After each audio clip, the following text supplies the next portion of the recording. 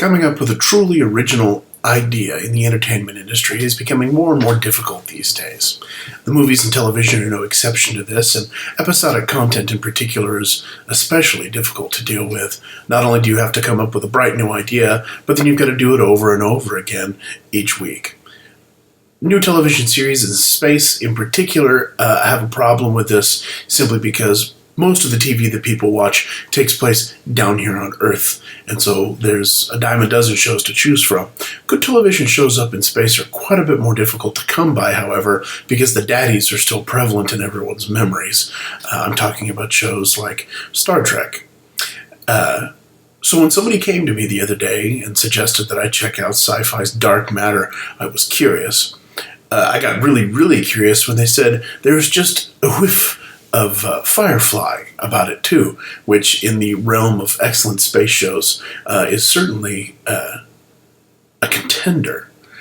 So I sat down and I watched the first 3 or 4 episodes and, well, is it any good?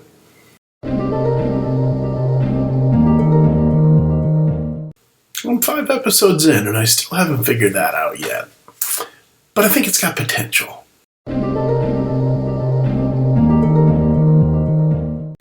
I think we'll stick with the whole potential thing, because that's really where I am with this show.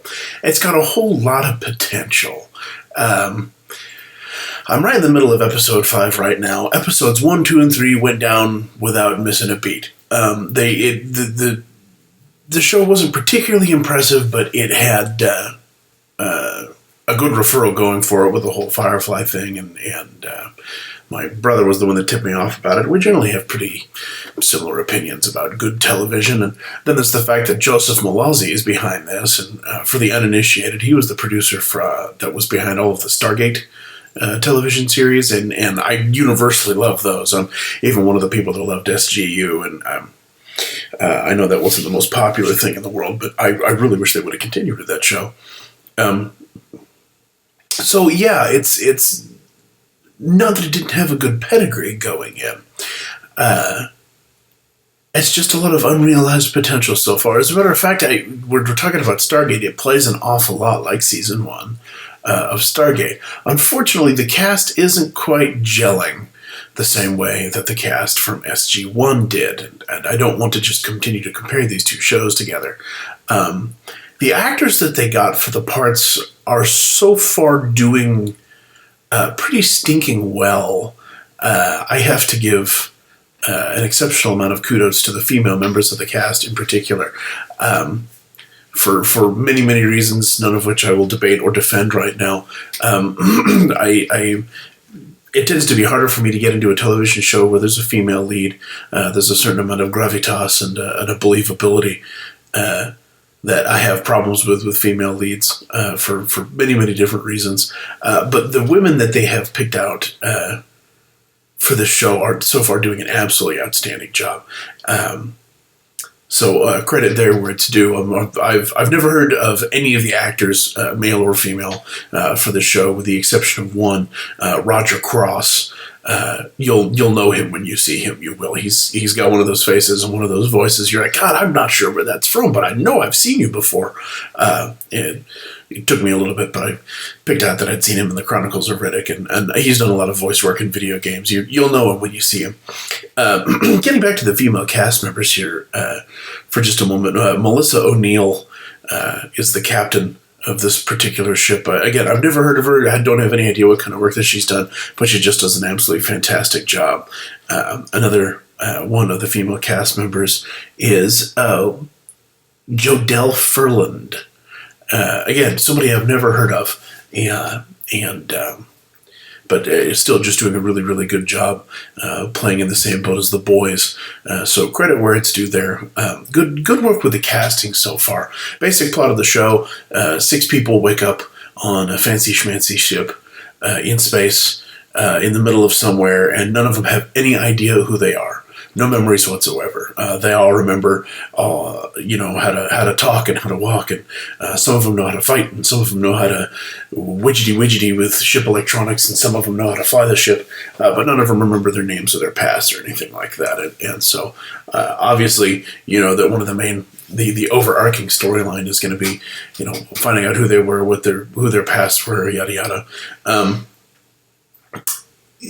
There hasn't been a whole lot in the way of subtlety so far with the show. Certainly not very many twists and turns. There are a lot of would-be archetypes that are fulfilled with the show. There's the strong captain, and then there's the gun bunny, the person who's gruff and a little rude and a little crude and loves his firearms more than everybody else. And there's the sadly, I have to say, the sadly stereotyped Asian gentleman who happens to be good with bladed weapons. That's unfortunate. There's a tech person. The one of the women is your I hesitate to call her your summer Glau of this show, but she's definitely got a whiff of River Tam about her. That the show hasn't even finished peeling all the layers of that particular onion back.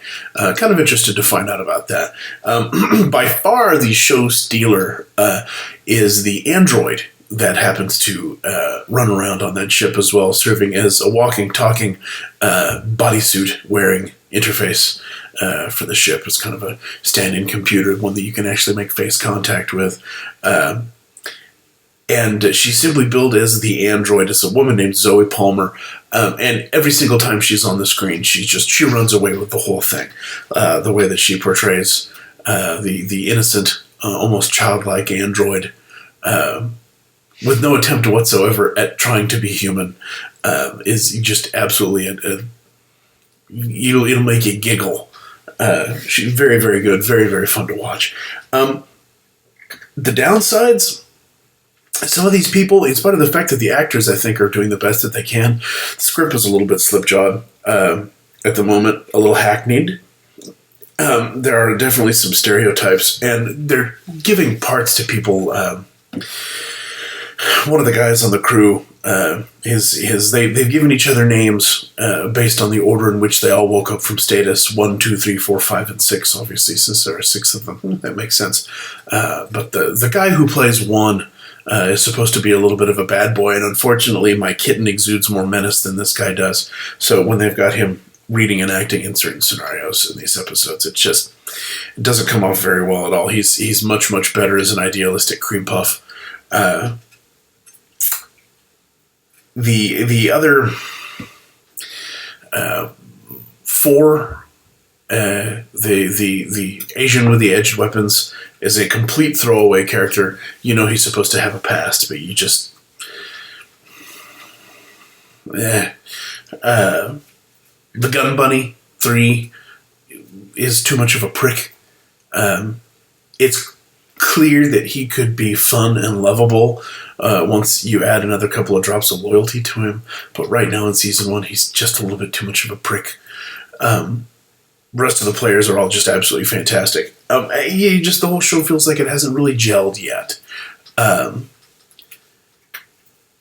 I'm halfway through episode 5 right now, and I've already found myself rolling my eyes, going, "Wow, really? If they're gonna do X and Y and Z with a TV show, not to spoil it, but if they're gonna do X and Y and Z with a TV show, do I really want to spend my time watching this?"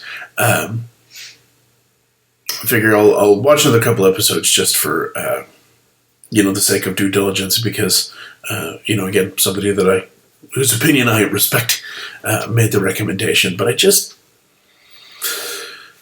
right now it's unrealized potential. I hope it firms up in the next couple episodes, but as of episode 5, if you're looking for something you can immediately get into, I'm not entirely sure that I can recommend this show.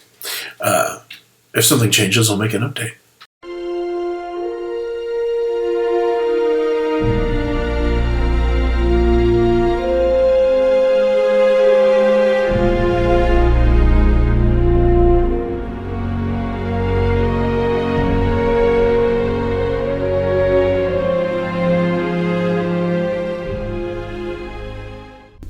So for anybody who didn't get a chance to read that last slide very carefully, all the music for the opening, the intro slides, and the closing for this clip came from the score from The Martian, 2015, Matt Damon, Alone on Mars.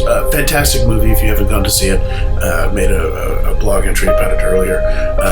But more than that, the soundtrack to this movie, I really should have made a thing to pimp it, and I haven't yet.